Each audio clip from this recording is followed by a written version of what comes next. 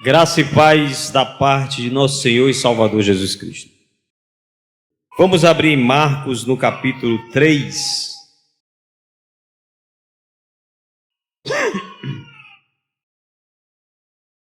Hoje, se Deus permitir, nós vamos terminar o capítulo 3 do Evangelho de Marcos, que nós estamos expondo desde o primeiro capítulo, versículo por versículo, e hoje é a 15ª mensagem. Nem parece, mas são 15 mensagens hoje dentro do Evangelho de Marcos, uma média aí de 5 por capítulo, não é? São 3 capítulos, 15 mensagens hoje completando. Quem tiver perdido alguma, tiver interesse, só acessar lá no canal da igreja e poderá acompanhar. Então hoje nós vamos entrando nessa sessão do versículo 20, nós vamos ter aí 3 blocos dentro dessa passagem.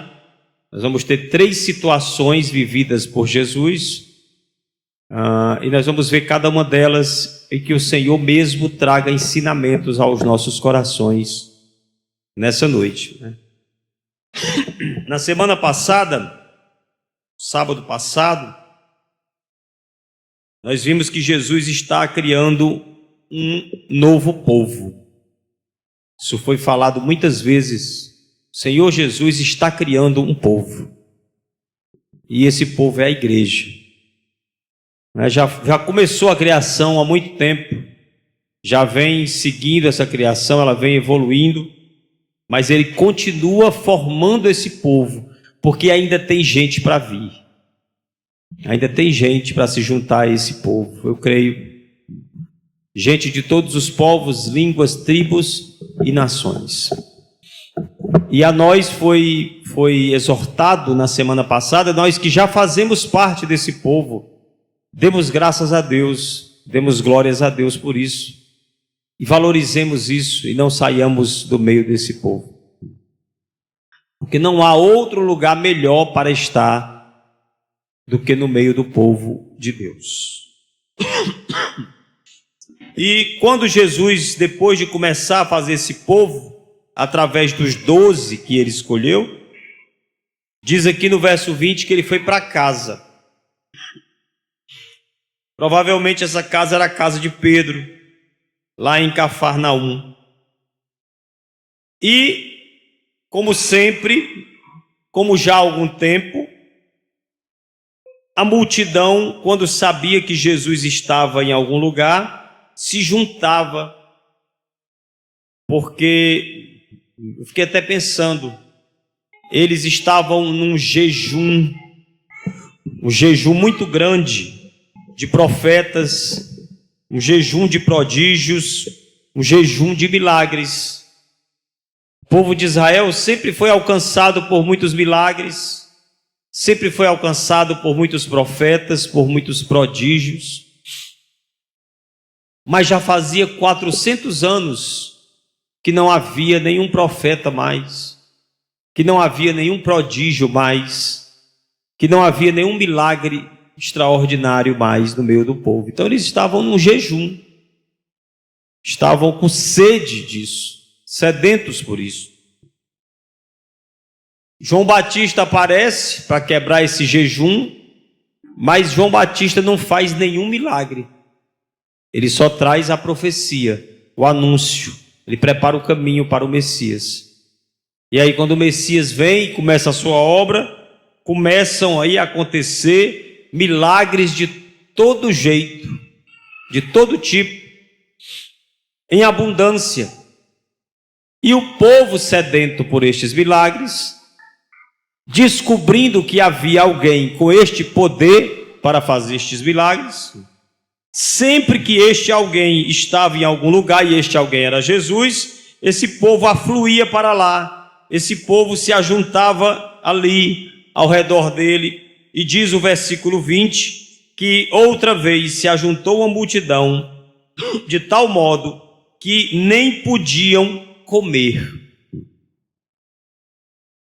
Jesus e sua equipe, que ele já tinha formado para dar apoio ao seu ministério, para dar apoio àquele serviço à multidão.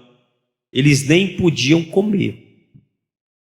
De tanta gente, de tanta demanda, de tanta necessidade que as pessoas tinham, e o Senhor Jesus estava ali para atendê-los. Não sei se necessariamente para curar a todos, como algumas vezes ele fez, mas Jesus sempre estava disposto e querendo ensinar, sempre juntando gente para ensinar, porque ele estava formando um povo. E aqui nós estamos vendo a continuação da formação desse povo. Tem mais gente chegando para esse povo. Tem mais gente entrando nesse povo. Uma multidão está ali e Jesus tem a oportunidade de lançar a sua palavra para transformar estas pessoas de criaturas em filhos de Deus. Fazê-las com a sua palavra nascer de novo, levar-lhes salvação, torná-las novas criaturas, fazer com que elas vivessem novidade de vida, porque é isso que Jesus espera da igreja. Quando estava nessa situação, em que Jesus nem podia comer e estava ali no seu ministério, no seu trabalho, no seu serviço, diz aqui no verso 21 que os parentes de Jesus ouviram isto. O que eles ouviram? Vamos imaginar. Olhe, Maria, Judas, Tiago, né? Irmãos de Jesus, parentes de Jesus, a gente queria avisar vocês que ele está numa situação complicada. Nem comer ele come mais. E aí, os parentes dele concluíram que ele não estava bem. Os parentes de Jesus concluíram que Jesus não estava bem. E na minha versão aqui diz que quando eles ouviram essa notícia, saíram para prendê-lo, saíram para buscá-lo à força. Você já tinha atentado para esse texto? Lembrando que atentar é dar atenção, certo? Que aqui no Ceará a gente fala que o cão atenta. O cão não atenta, o cão tenta. Quem tem que atentar somos nós, não é? E eu estou aqui perguntando se os irmãos já tinham atentado para isso. Os parentes de Jesus estão meio que querendo interditá-lo. A interdição é aquele ato que se faz com alguém que não está mais usando as suas faculdades mentais corretamente, e aí um parente vem para socorrer e dizer: esse fulano de tal está ficando doido,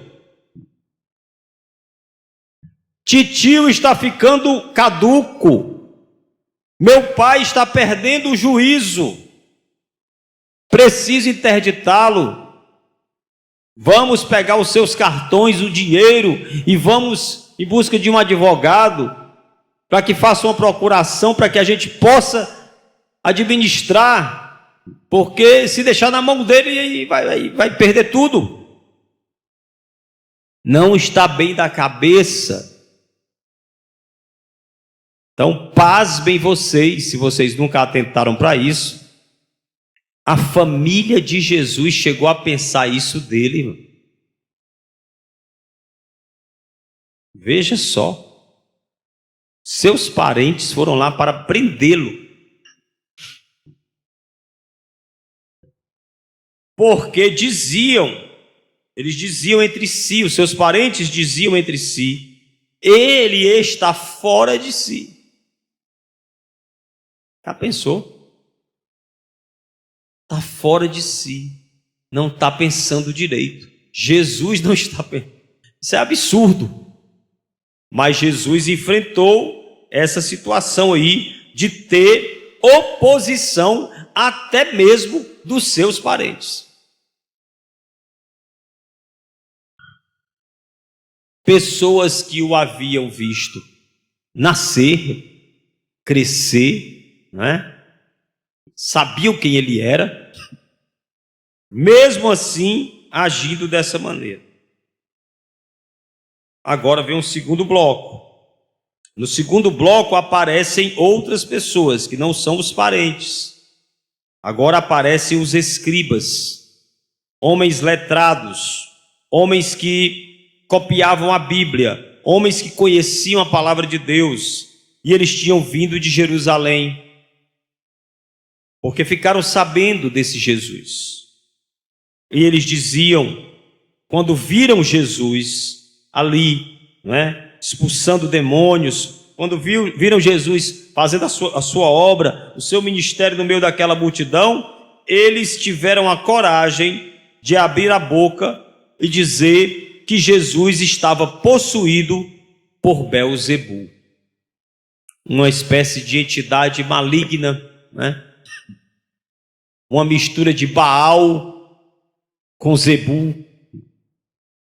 que não é o boi, era o chamado Deus das moscas, Senhor das moscas. É uma entidade terrível, que na verdade nem existia, existe, mas é um espírito maligno que ficava por trás disso.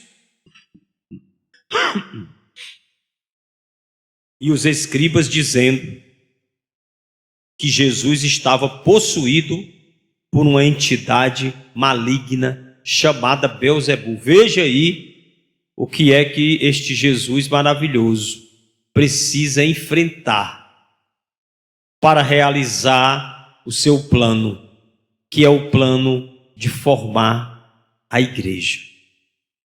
Mas nada vai parar Jesus. Nada, nós já sabemos, nada parou Jesus. Ele formou a sua igreja. Glória a Deus por isso. Mas é importante a gente saber disso aqui, para você ver o que ele passou. Aí Jesus, quando ouviu essa palavra deles, Jesus convocou eles por meio de parábolas e fez uma pergunta para eles assim: como pode Satanás expulsar Satanás? Se um reino estiver dividido contra si mesmo, tal reino não pode subsistir. Como é que vocês dizem que eu estou expulsando Satanás através do próprio Satanás? Pois se uma casa estiver dividida contra si mesma, essa casa não poderá subsistir. Se Satanás se levantou contra si, ele está dividido, não pode subsistir. Então esse é o seu fim. Não faz sentido o que vocês estão dizendo. Satanás não expulsa Satanás. Eu estou expulsando Satanás. Eu estou expulsando esses demônios no poder do Espírito. Nós sabemos disso. Não está escrito aqui não. Mas Jesus estava expulsando no poder do Espírito. E conta essa parábola. Ninguém pode entrar na casa do valente e roubar-lhe os bens, sem primeiro amarrá-lo, e só então saqueará a casa dele. Uma parábola de um versículo. Uma parábola que fala da casa de alguém que tem alguns bens guardados nessa casa. Escute bem. Alguém tem uma casa. Nessa casa ele tem alguns bens guardados, algumas conquistas guardadas. E alguém quer entrar ali, alguém querendo entrar ali para tomar esses bens, precisa primeiro amarrar esse valente, porque o dono da casa é valente, é forte, mas ele precisa ser amarrado. E para que alguém o amarre, ele precisa ser mais valente do que o dono da casa, a fim de que, amarrando o valente, possa saquear a casa dele, entendeu? Então, o que é o significado da parábola? Esta casa é a casa de Satanás. Satanás tem uma casa que na verdade é um cativeiro, onde ele mantém aprisionados os seus bens, entre aspas, na verdade os seus escravizados. E Jesus é aquele que, apesar de Satanás ser valente e ter força, mas Jesus é o mais valente. Glória a Deus por isso. Maior é o que está em nós do que o que está no mundo. Então Jesus amarra Satanás, Jesus imobiliza Satanás, entra na sua casa e saqueia e tira de lá o que ele quiser, na hora que ele quiser, quando ele quiser e como ele quiser, porque toda a autoridade pertence ao Senhor Jesus. De maneira que se ele deixar alguém com Satanás é porque ele quer. Porque misteriosamente, não vamos entrar nisso, mas Paulo chegou a dizer assim: fulano de tal eu entreguei a Satanás, para que o corpo seja destruído, mas o espírito seja salvo no dia do juízo. Então, como dizia o Lutero, o diabo é o cachorro de Deus, ele só vai até onde Deus permite. Se ele é valente, Jesus é mais valente. Se ele é forte, Jesus é mais forte. Não tem comparação, irmão. Não tem comparação. O que Jesus estava dizendo ali para aqueles escribas é: eu não estou associado a Satanás, expulsando Satanás junto com Satanás. Eu estou saqueando o inferno. Eu estou saqueando a casa do diabo e tirando de lá aqueles que ele mantinha aprisionado e tornando pessoas de visão aqueles que estavam antes cegos. Eu estou quebrando correntes, eu estou quebrando cadeias, eu estou libertando gente, eu estou salvando gente para formar um povo. Oh, glórias! Estou salvando gente para formar um povo. Irmãos, essa compreensão não é minha, ela é a compreensão da palavra, ela é a compreensão mais profunda que você pode ter. Porque ela te liberta de uma compreensão egoísta, de Jesus está me salvando para me beneficiar, para me exaltar, para me mostrar, para me levantar entre as nações, para mostrar que Ele é Deus na minha vida, para mostrar, para envergonhar o meu inimigo. Esse papinho aí que os evangélicos pegaram uns pedaços de texto bíblico e foram costurando numa coxa de retalho mal feita e fizeram uma doutrina falsa na cabeça deles.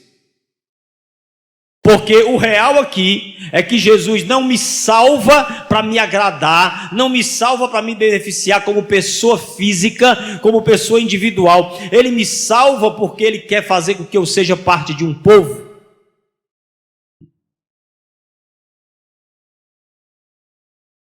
Ah, Jesus está cortando meu barato? Tá, não, é porque o barato de ser parte de um povo é muito melhor do que o barato de ser beneficiado sozinho. Você que não sabe disso muitas vezes, eu é que não sei disso muitas vezes, porque nós teimamos em ter opinião própria. Nós não temos mais opinião própria. Bote isso na sua cabeça. Depois que você é crente, você não pode mais ter opinião própria, não. Quem te guia é a palavra daquele que te salvou. Agora, se não for, você está em rebeldia. Arrepende-te rapidamente, para não ser extirpado, para não ser cuspido do meio do povo, do meio do arraial do povo de Deus, a igreja do Deus vivo, o novo Israel. Nós somos o novo Israel. Então se arrependa logo aí, pare de ter sua opiniãozinha. É a palavra do Senhor quem mostra. Então eu lendo o texto desse aqui, eu visualizo Jesus dizendo: olha o trabalho que eu estou fazendo, eu estou formando um povo. E tem gente que faz parte desse povo que nesse momento está na casa, no cativeiro de Satanás, e eu estou amarrando ele, e ele fica lá amarrado, estribuchando, e eu tiro a pessoa de lá, e eu trago ela para mim, e ela começa a fazer parte do povo que eu estou formando. Ela é minha ovelha, ela ouve a minha voz e ela vem até mim, e eu dou a ela a vida eterna, e o maligno não arrebatará mais ela da minha mão. Cão nenhum tirará esta pessoa das minhas mãos, diz o Senhor Jesus. Louvado seja Deus. Que isso fortaleça a nossa fé. Então ele saqueia a casa do diabo, não é? Ele saqueia. E ele continua falando: em verdade eu lhes digo que tudo será perdoado aos filhos dos homens, os pecados e as blasfêmias que proferirem. Em outro evangelho diz que inclusive quem blasfemar contra o filho, quem blasfemar contra o pai, quem disser palavras de desrespeito contra Jesus e contra Deus, tem perdão. Eu queria até fazer um parêntese aqui. É que tu se acha muito, né? Me permita eu usar essa expressão. Quando um pregador usa uma expressão assim, tu se acha muito assim. Quando a gente aponta assim para você, não é na intenção de eu me tirar do meio não, certo? É na intenção de você sentir mesmo aí no peito. De você sentir mesmo uma voadora no meio dos seus peitos, para lhe salvar. Então me permita dizer, tu se acha muito, né? Que tu não pode ser desrespeitado. Tu se acha muito que tu não pode ser ofendido, né? Tu se acha muito que tu não pode ser desagradado, né?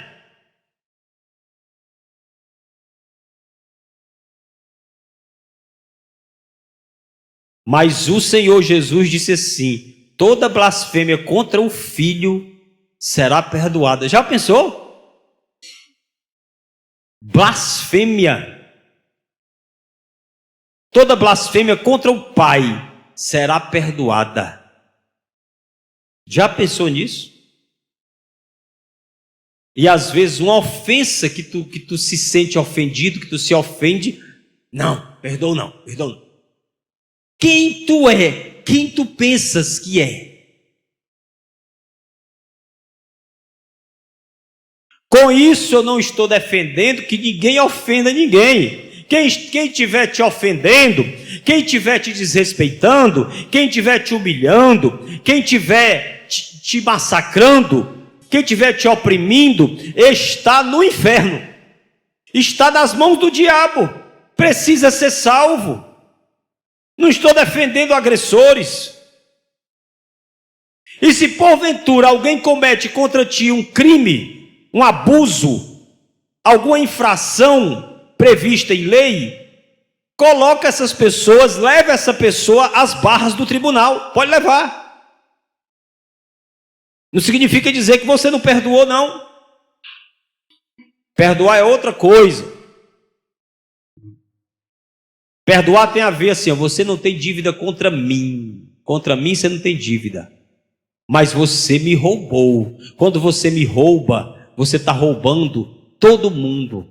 Quando você me rouba, você está cometendo um crime. Não é somente contra mim, é contra a sociedade. Então eu vou denunciar você e você poderá ser processado e preso. Mas eu mesmo não tenho nada contra ti. Eu te perdoo. Você só não trabalha mais comigo, mas você está perdoado. Não vou carregar você dentro de mim. Não vou carregar uma ira dentro de mim. Não vou carregar um plano, um desejo de fazer um plano de vingança contra ti.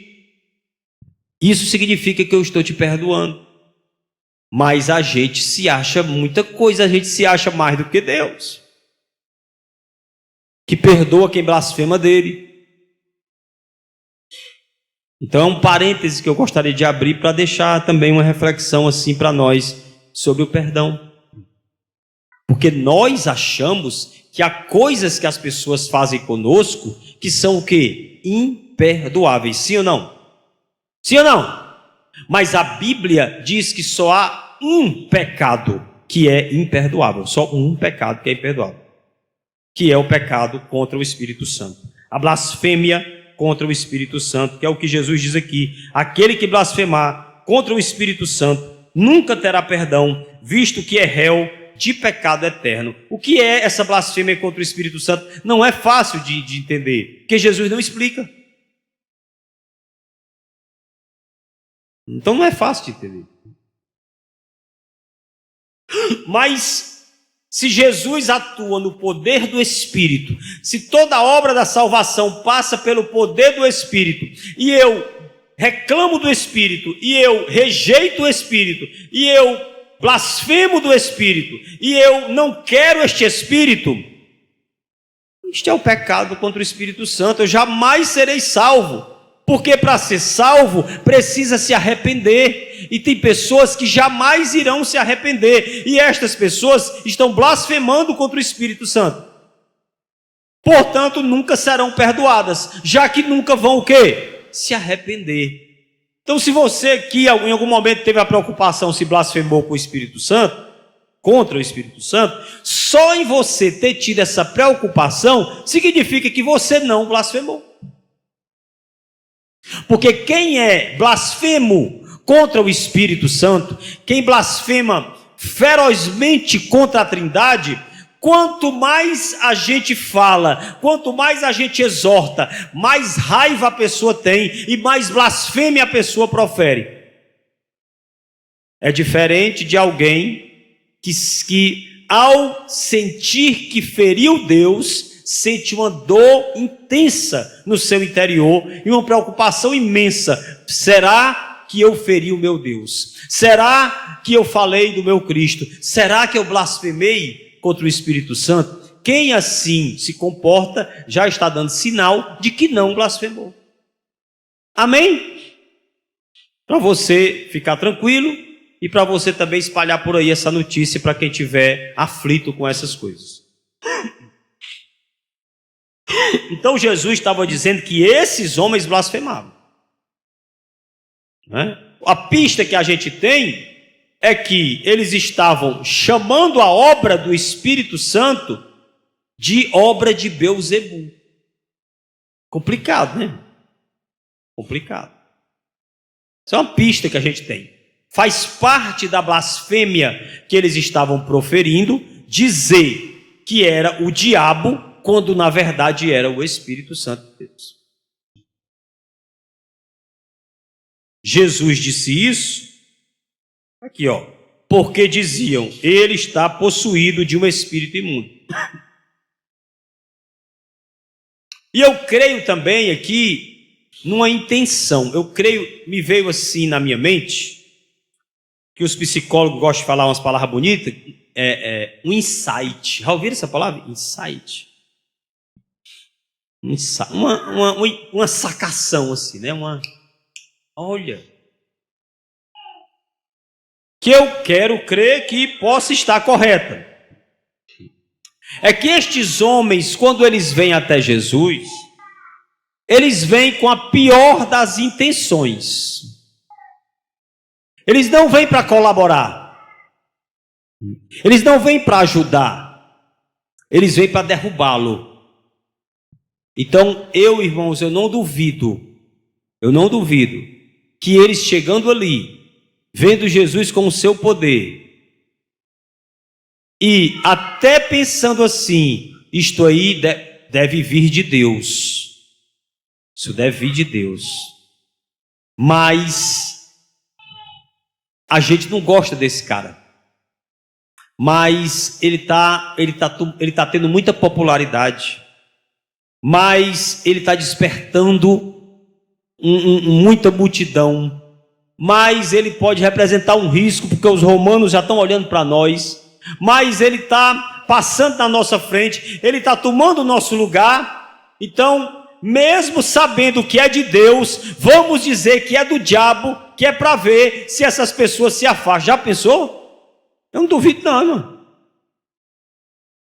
Aí eis aí configurada uma blasfêmia mesmo contra o Espírito. O cara sabe que é de Deus.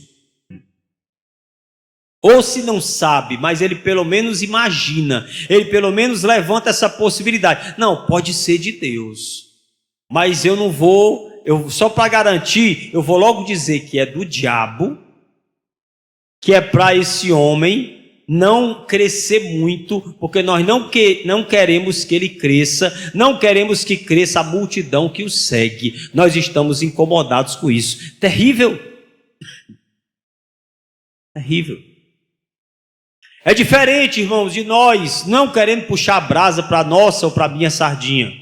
Porque nós, às vezes, criticamos alguns movimentos em igreja. Não é novidade para ninguém. Quantas vezes eu digo aqui aos irmãos o tanto de hipnose que acontece dentro de uma igreja, dentro de movimentos religiosos, onde as pessoas entram em um lugar, normalmente se baixa uma luz, né? Normalmente se tem um jogo de luz, normalmente tem uma fumaça subindo, normalmente tem uma musiquinha por trás e uma voz suave de alguém falando, dando voz de comando, e vai todo mundo, e as pessoas começam a cair pelo chão. E eu dizer isso aí não é o Espírito, não é a mesma coisa que esses homens estão fazendo com Jesus, não. Porque Deus sabe a intenção dos nossos corações. Quando nós dizemos isso, é na tentativa de proteger os irmãos do engano. Porque não há base bíblica para dizer que eu devo criar um ambiente, criar um clima para o Espírito agir. Não existe isso na Bíblia, irmãos. Toda igreja, todo movimento, todo agrupamento religioso que tenta criar um clima para o Espírito vir, que tenta criar um clima para que o fervor aconteça, que tenta criar um clima para que o ânimo aconteça, não está indo de acordo com a palavra de Deus, porque não é assim que as coisas de Deus são. Deus não precisa que nós criemos clima para que Ele atue, Ele simplesmente vem. Ele vem quando Ele quer, e Ele simplesmente vem, e Ele vem do jeito que Ele quer. Seria muito ridículo, presta atenção, seria muito ridículo que Deus dissesse assim: eu não vou hoje nesse culto não, porque está muito sem graça isso aí. Cadê a guitarra?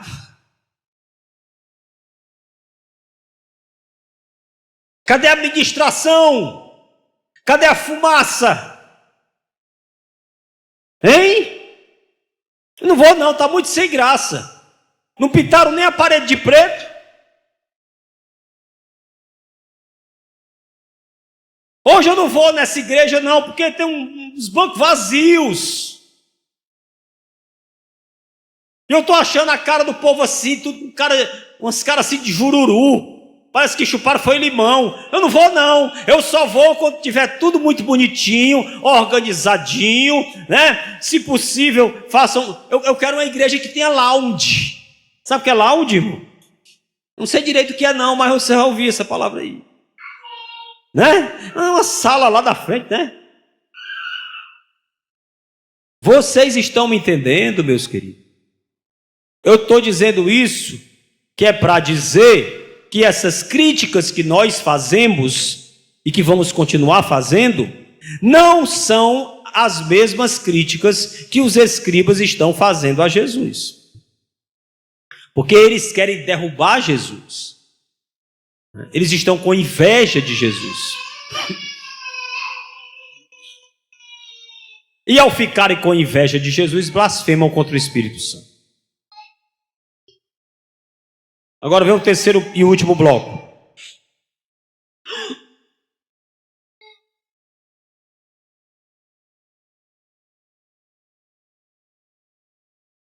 Esse texto ele é no formato de sanduíche, né?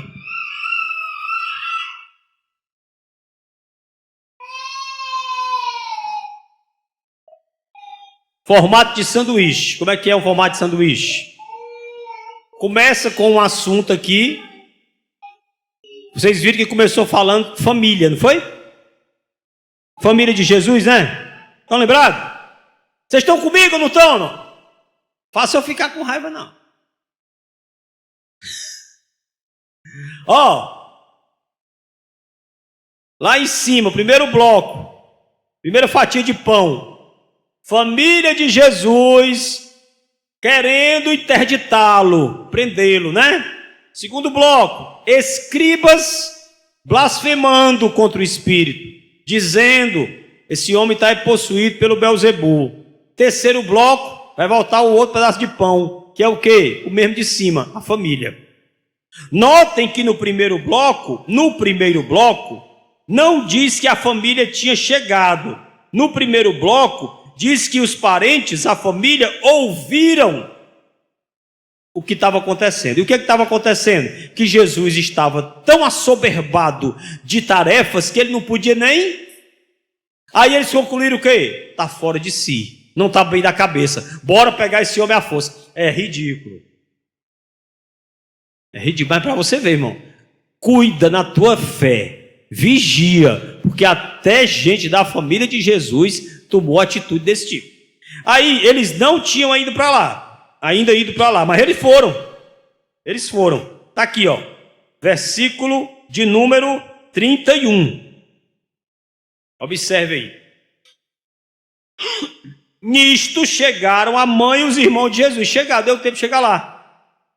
Nisto, enquanto Jesus falava com os escribas, calava a boca deles, chegaram esses parentes e estavam lá a mãe e os irmãos de Jesus, que tinham vindo fazer o que mesmo? Prender Jesus. Prender não é na cadeia, não. Interditar, levar para casa. Eles estavam preocupados. Esse homem não está bem. E tendo ficado do lado de fora, ó. Então ele estava dentro de algum lugar, não é? Ele estava em algum espaço, numa casa, na casa chamada casa dele, e dentro dessa casa tinha gente, com certeza ele estava conversando com essas pessoas. Era um culto. Para você que não gosta de culto, para você que fica perturbado, querendo logo ir embora, para você que tem maior dificuldade de vir para o culto, Jesus gosta de culto. Ele estava num culto e ele estava pregando, eu tenho certeza. E tinha gente lá dentro, tinha gente do lado de dentro. E a sua família chegou e ficou aonde? Do lado de fora. Não entraram. Tudo bem, talvez tivesse uma dificuldade para entrar, né, muito lotado, mas mandaram chamá-lo. Eu não sei que palavras eles usaram. Não sei, mas deve ter dito alguma coisa do tipo, sei lá, vamos rapaz, você não está pensando direito, não comeu ainda hoje, já faz um dia que não come, 2 dias que não come, isso está errado, isso que você está fazendo não está certo. Já pensou a pessoa ter coragem de dizer para Jesus, o senhor não está certo não, você está equivocado. A mãe de Jesus estava no meio, irmãos, a mãe de Jesus era pecadora. Se tivesse um católico fervoroso aqui, ia tacar uma pedra em mim agora, mas está aqui, ela errou. Qual o problema? Pedro errou, Paulo errou, Tiago errou, João errou, Abraão errou, ou não? E o Davi? Esse foi que errou mesmo. Não tira dela a graça que ela recebeu, não tira dela a salvação que ela recebeu, não tira dela as qualificações que ela tinha de fé, de serviço, de entrega, de inclusive acompanhar Jesus até aos pés da cruz. Mas ela errou, aqui ela está errada. Parentes de Jesus, que os católicos dizem que são primos, não são filhos, porque Maria não teria tido filhos. Os pais da igreja, Agostinho, Orígenes, Eusébio de Cesareia, Jerônimo, alguns diziam que ela não tinha tido filhos, outros diziam que os filhos eram de José. Era irmão de Jesus, não é porque era filho só de José, porque naquele tempo os homens casavam mais velhos, as mulheres mais novas, José talvez com uns 40, Maria com uns 14. E é possível mesmo, irmãos, que Maria tenha morrido virgem. E daí, meu irmão? E daí, o que isto traz a ela em termos de poder celestial, de intercessora? Não traz nenhum. Só nos deixa mais, assim, digamos assim, admirados com ela. Poxa, Mas qual seria o problema se ela tivesse tido uma vida marital com José? Qual seria o problema? Por acaso é pecado? Por acaso é pecado um casal casado ter comunhão íntima? Hein? É pecado, irmão? É pecado ou não é? É não, né, irmão? Então, se ela tivesse tido, não tinha problema nenhum. Então, esse não é o ponto. Esse não é o ponto. O ponto é que ela era uma mulher agraciada, mas que não era infalível. Aqui ela está no meio de um grupo que está com um pensamento errado. O pensamento de vir prender Jesus. Eu estou me lembrando do tempo que eu trabalhava com adoção. Eita, e que sempre se dizia que os laços afetivos, que os laços construídos no afeto são mais profundos do que os laços de sangue. E as pessoas preconceituosas acham que os laços de sangue são mais profundos. Elas têm um mito de dizer o sangue fala mais alto. Que conversa é essa? Uma mãe abandonou um filho, 30 anos depois, eles se encontram, mas ela não sabe quem é ele não sabe quem é ela, eles vão passando ali pelas ruas do centro, um se cruza pelo outro, aí dá um choque, pá, é? Acontece isso, será? Um choque, senti, tem um sangue meu aqui. Os irmãos acreditam nisso? Isso aí só dá certo em filme. Tem nada a ver. O laço afetivo é mais forte do que o laço de sangue. Não é à toa que a Bíblia diz que há amigos que são mais chegados do que irmãos. E o Senhor Deus, através do Senhor Jesus, está construindo um grande povo, uma grande família, que não é família de sangue, mas é uma família de lavados e remidos no sangue de Jesus.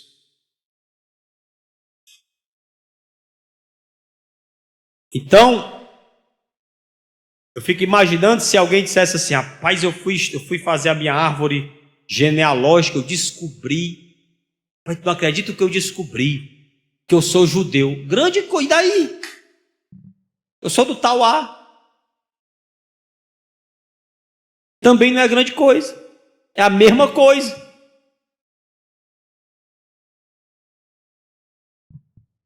Eu descobri que eu tenho uma ligação com Paulo. E daí? Eu li na Bíblia que Jesus tinha um irmão. Então ele era do sangue, mesmo sangue ali, descendente de Maria e tal. Aí eu fiz um trabalho minucioso, contratei pessoas, gastei muito dinheiro, descobri que eu sou descendente do primo de Jesus. Está aqui, ele estando lá de fora. Eu não estou dizendo que Jesus está desprezando quem é do sangue dele, não. Ele coloca todo mundo no mesmo patamar. E aí, quando mandaram chamar Jesus, muita gente estava sentada ao redor de Jesus. E alguns disseram para ele: olha, sua mãe e seus irmãos estão lá fora, irmãos e irmãs, lá fora, procurando o Senhor. E Jesus já sabia qual era a intenção. Por isso que ele foi duro. Mas além de ser duro, ou mais do que ser duro, ele estava querendo dar essa lição aqui, ó. Minha mãe, quem é minha mãe? Quem é minha mãe? E quem são meus irmãos? E olhando em volta para os que estavam sentados ao seu redor, olhando para a igreja que estava ali nascendo, ele diz assim: eis aqui minha mãe e meus irmãos. Portanto, aquele que fizer a vontade de Deus, esse é meu irmão, esse é minha irmã, esse é minha mãe, esse é minha família, porque o povo que eu estou formando é uma família. Essa é a novidade que encerra a palavra de hoje. O povo que eu disse na pregação passada que Jesus está formando, esse povo é uma grande e maravilhosa família, que está debaixo das asas Cristo glorioso. Que nós sejamos essa família. E aqui isso já começa na igreja local, irmão. Mas não parece não que nós somos não. As pessoas, olha, irmão, me desculpe. Eu não quero repreender ninguém. E Deus sabe do meu coração. Que eu não sei muita coisa da vida de todos vocês para eu poder soltar uma indireta daqui de cima. Eu não solto indiretas, porque eu não sei. Talvez se eu soubesse, eu caísse até desse erro.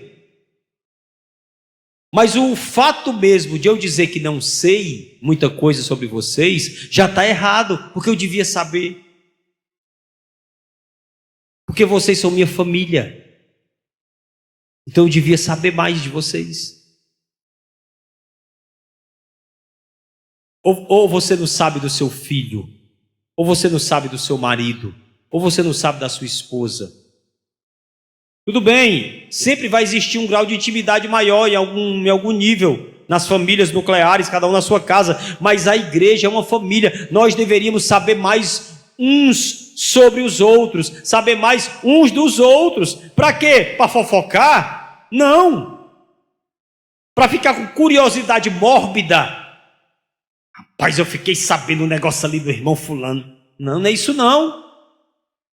É para muitas vezes o Senhor quer me usar como resposta de uma necessidade que o meu irmão está tendo e que eu não faço a menor ideia que ele tem. E eu estou com a resposta na mão, eu estou com a solução na minha mão e eu não consigo dar porque eu não sei, ou porque eu não procurei, ou porque a pessoa se fechou, ou porque as duas coisas aconteceram, entendeu? Então a igreja local é uma família. Não tenhamos vergonha de nos expor. Ah, irmão, quando a gente se expõe, a gente se coloca em risco. Concordo 100%. Quando a gente se expõe, a gente corre o risco de alguém nos humilhar, usar isso contra nós. Concordo 100%. Quando a gente se expõe, a gente corre o risco de ficar até com a saúde mental abalada, porque a gente vai ficar envergonhado. Concordo 100%. Mas ainda assim, vale o risco, vale a pena. E se alguém pegar a tua confissão, e se alguém pegar a informação, o que você entregou para ela, o sagrado do teu coração, e não cuidar bem disso, o Senhor pedirá contas dessa pessoa. Eu tenho pena de alguém, que Deus tenha misericórdia de alguém que escuta o sagrado do coração de outro e usa isso para espezinhar, para desprezar, para fazer fofoca. Isso aí é caso até de disciplina, de ser excluído do corpo. E a igreja de Jesus tem autoridade para isso. Então quem está com problema não é quem se expõe. Quem está com problema é quem usa aquilo que o outro expôs de uma maneira desrespeitosa. Lembre-se, se o teu irmão te expuser aquilo que está no interior dele, você está trabalhando com algo que é sagrado. Você está com algo que é sagrado. Chame outros, ore por ele, ore por ela. Vamos ficar em torno do problema, em torno do irmão, em torno da irmã. Amém? Que o Senhor nos ensine isso. Não é fácil, não tem um manual não, eu não sei não, eu não estou aqui para dar uma palestra sobre isso, vou aqui organizar uma forma disso acontecer não. Quem organiza isso é o Espírito de Deus. Estejamos abertos a isso, em nome de Jesus. Amém e amém. Vamos orar?